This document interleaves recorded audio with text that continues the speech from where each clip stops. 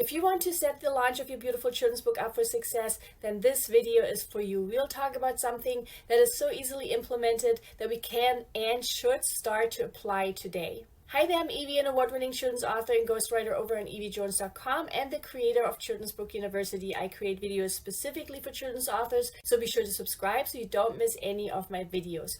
If you've been watching some of my other videos, you may have already heard me talk about the importance of having a launch strategy and the effectiveness of having a launch team. In case you haven't, I made sure to share the links to those videos in the description below. Every successful book launch, no matter what genre, absolutely requires a strategy or plan and benefits greatly from a launch team. So please do make sure you watch those videos as well. But what comes even before that is what this video is all about, and what I don't hear a lot of people outside the business world talk about. And that is all about the concept behind the Chinese philosopher Chu Xi's saying, "Dig your well before you're thirsty." Now, what does this mean? Dig your well before you're thirsty is simply an expression that means we should prepare in advance for what we might need in the future. And something especially as new and aspiring authors need in the future is support. So digging our well before we are thirsty here means to create our support system before we need it. Now, who or what is our support system, or could perhaps be part of it? Well, this could be family members, friends we regularly talk to and perhaps even hang out with, friends we may haven't seen and talked to in quite some time, acquaintances and colleagues, or simply fellow authors, for example. But why is having a support system that is made up of these people so important? How does all this tie back to a successful launch of our beautiful children's book? Well, what would it take to deem a launch a great success? Usually we'd consider a launch to be successful if we hit certain milestones, right? And these milestones are: 1, for our book to have a great amount of initial sales; 2, for our book to receive a robust number of supportive reviews; and 3, for our book to over time experience ongoing or continued sales.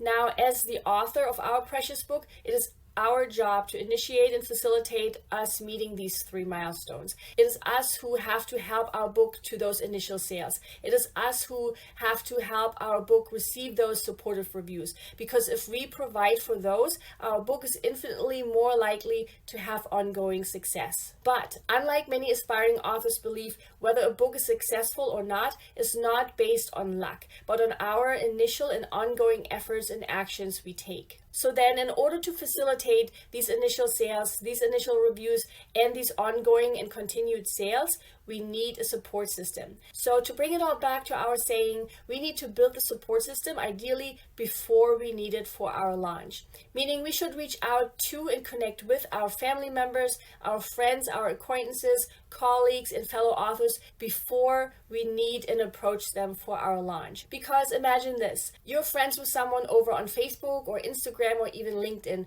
whom you used to go to school with. Other than liking each other's posts every once in a while, you haven't really spoken to or interacted with them in any meaningful way for years. And all of a sudden, this friend reaches out to you via a message. In this message, she's telling you about her newly published children's book, and if you would like to perhaps read or even buy it, and leave a supportive review for her over on Amazon. Again, you haven't spoken to each other in a very, very long time.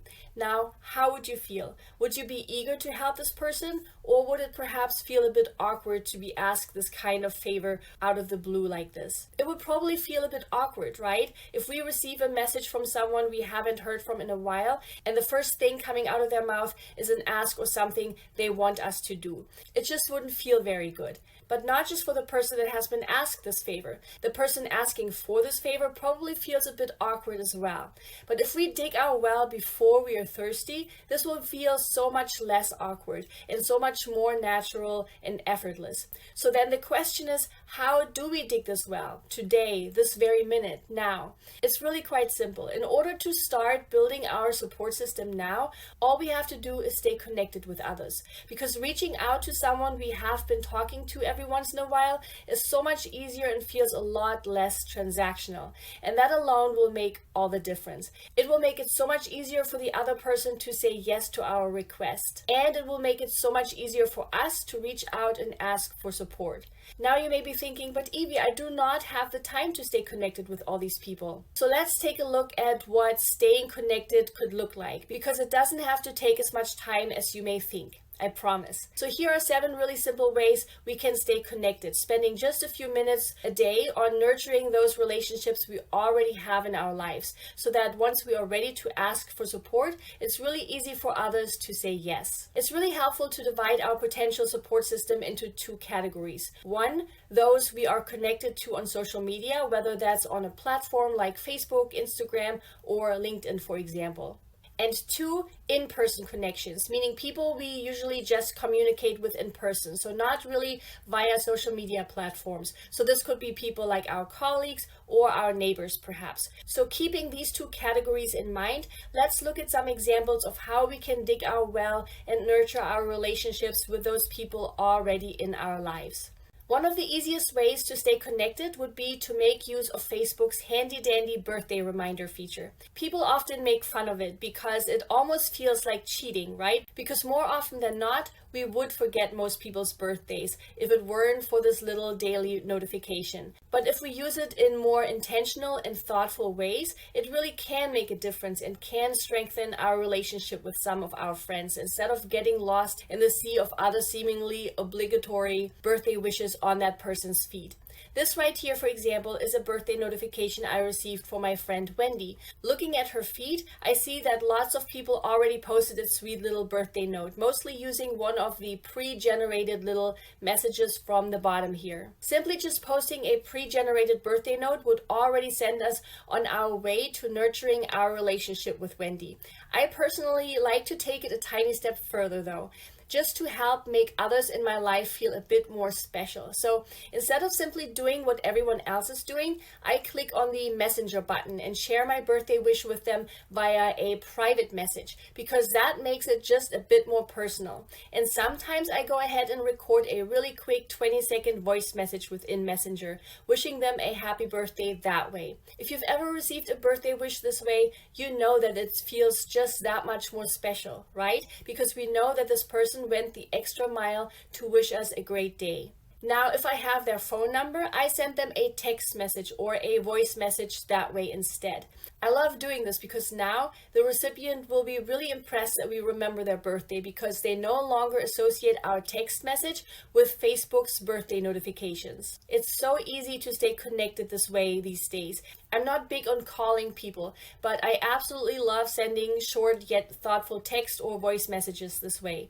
So even though this only takes us a minute, people will remember. Again, because it makes them feel special and because most don't take these extra steps.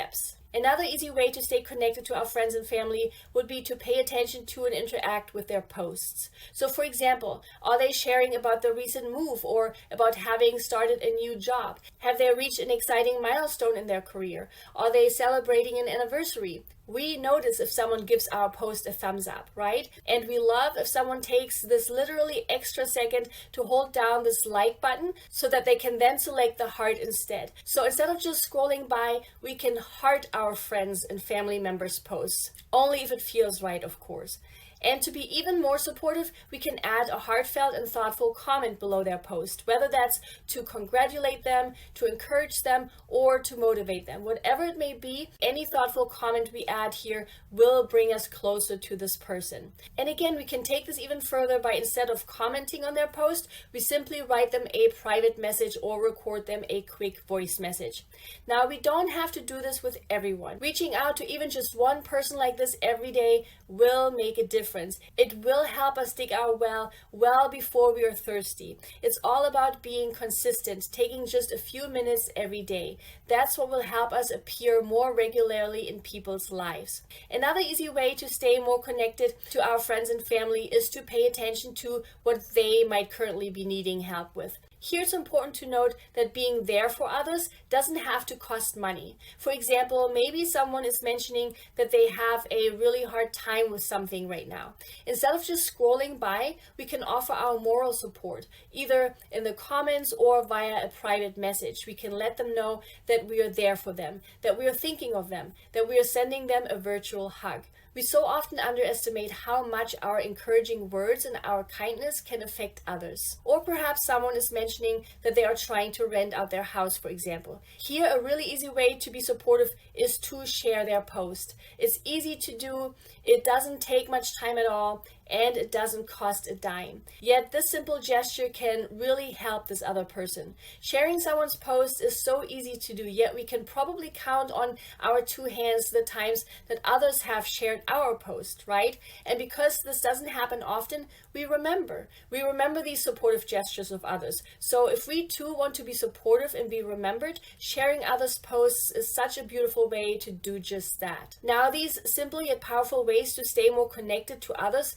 doesn't just pertain to Facebook. We can do the same on other platforms as well. It's not the platform that matters. What matters most is that by us being there for others, we'll make it so much easier for others to be there for us once we are reaching out to them for support during our launch. And by being there for others in these ways, we are intentionally interacting with them on these platforms in much more regular ways, which in turn makes it so much more likely for the social media algorithm to put our post in front of others once it's time for us to share our book, instead of pushing it into the abyss. Things are always so much easier with the support of others, and that's true for the launch of our children's book as well. So in order to have a robust support system, it's so helpful to create and nurture it before we need it. And I hope that with today's video, you see that it doesn't have to take much time to do so. What it does require is for us to be intentional about it and to be consistent about it, because a little goes a long way if we do it long enough. So I hope you found this helpful,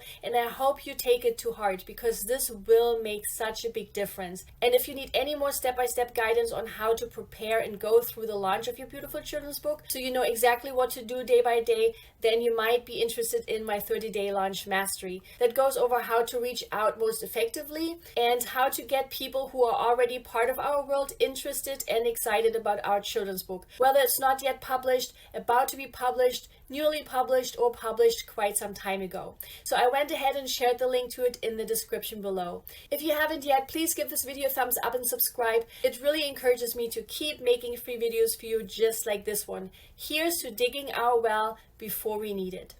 Bye!